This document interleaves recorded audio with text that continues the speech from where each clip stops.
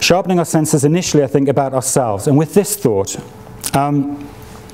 Levi didn't come back from hell empty-handed, but what he brought us is not comfortable reading all of the time.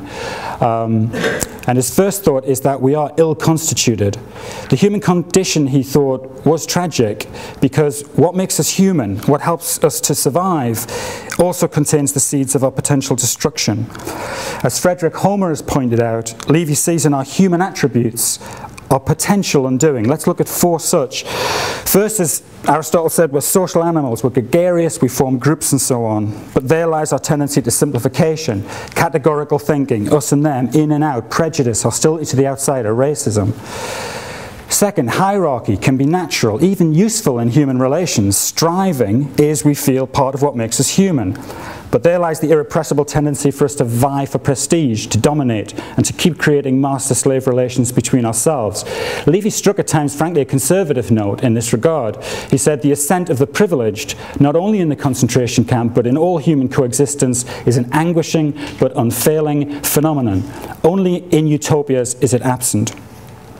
Third, assertion, even aggression, has been necessary for our survival, but from it grows violence and our astonishing creativity in its use. Fourth, we're distinguished from other animals by a capacity for reason, but we can consider some of the uses we've put that reason to.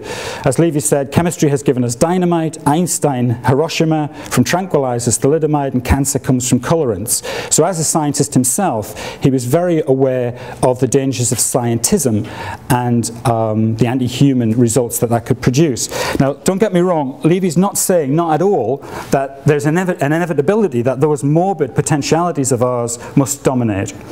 We are centaurs, remember, with 2 sides, and so contain other potentialities for cooperation, altruism, and mutual recognition. But he's warning us that both potentialities are there.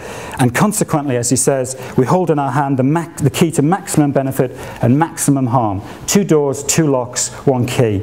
His work, I think, is about helping us to find the right door. Because we're ill-constituted, periodically it comes clear to us that civilization itself is fragile. This drawing is a drawing called Punishment by a woman who was a prisoner herself in Auschwitz. It was used in the trial of Adolf Eichmann along with a whole series of drawings that she made from her experience. The writing on the drawing at the top in Polish says, "It was good when it ended in a thrashing, worse when numbers were written down and you were called to the political department."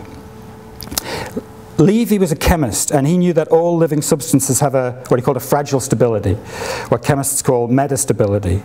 And in his story, Stable, Unstable, Levi sounds very like Freud, really, extending this notion of the fragile stability of all living substances to the social world itself, which, he said, seems stable and is not, and in which awesome energies, and I'm not only speaking of nuclear arsenals, sleep a light sleep. So circumstances can arise. Social psychologists talk of the power of the situation in which our dark side, just to call it that for now, overflows our defenses. The unthinkable can happen, civilization gives way, and these awful energies that sleep their light sleep are awoken. Now the research tells us, and how miserable a conclusion is this, that the German perpetrators were ordinary men, not monsters. The Einsatzgruppen killers you saw on the previous slide, who simply went in after the German army's march eastwards, killing all the Jews in their wake. And the camp guards drawn here by a survivor were by and large not pathological sadists. Levi tells us this, and so do historians such as Goldhagen and Browning, who disagree not a jot about the ordinariness of the perpetrators. And it's this shocking fact about what the ordinary person can do in the extreme situation, which is the real lesson of the great social psychological experiments into obedience and aggression by the post-Holocaust social psychologists Milgram and Zimbardo. So what causes the collapse of civilization? On the one hand, a lack of state power can erode civilization.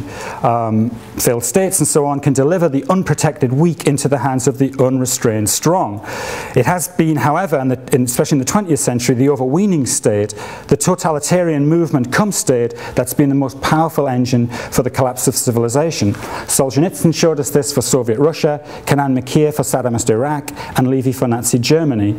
The modern totalitarian movement come state crushes the individual conscience, Levi tells us, with three weapons: propaganda, control of information, and terror. And when this happens, when our ill-constituted nature meets with particular sets of circumstances and the collapse takes place, we're faced, says Levi, with the reality of evil. He called this the problem of problems, the reason for evil. He formulated the question in this way: why the innocent, why the children? Why Amelia Levy? We social scientists develop theories: situationally induced conformity, obedience, scapegoating, stigmatization, and so on, all very useful. But there always remains an excess, what Levy called the useless cruelty, the collective madness. There always remains Amelia Levy. I think he wishes us to sharpen our senses about all of this, even though it's deeply uncomfortable to do so. But he does not offer a counsel of despair.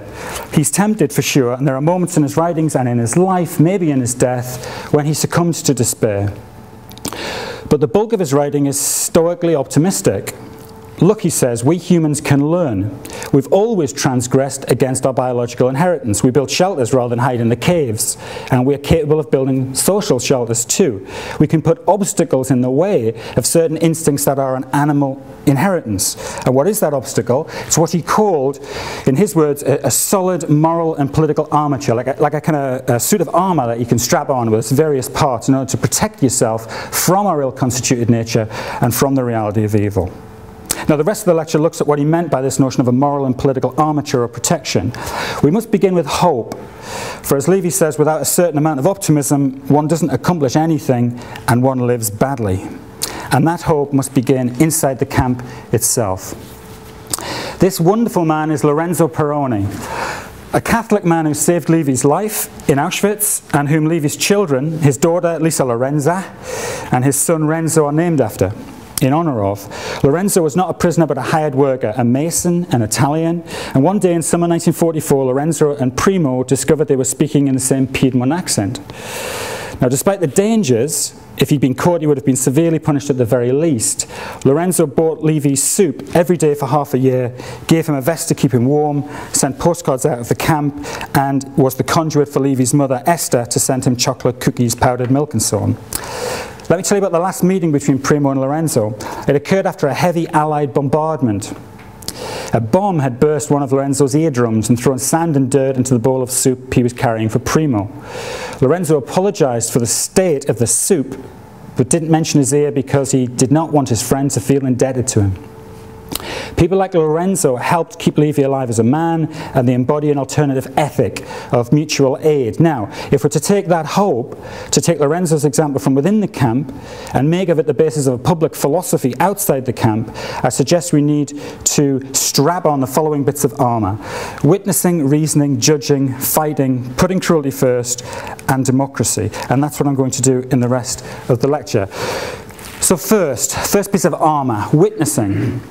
First, we must witness. Telling the story of the victims of totalitarianism is a private act of remembrance, yes, but it's also a public and political act. Levy was first and foremost a witness. He felt an intense need to testify about what had been perpetrated in Auschwitz. He said this was for his own internal liberation and because he felt remembering was a duty to the dead. I think he paid a very high price for it.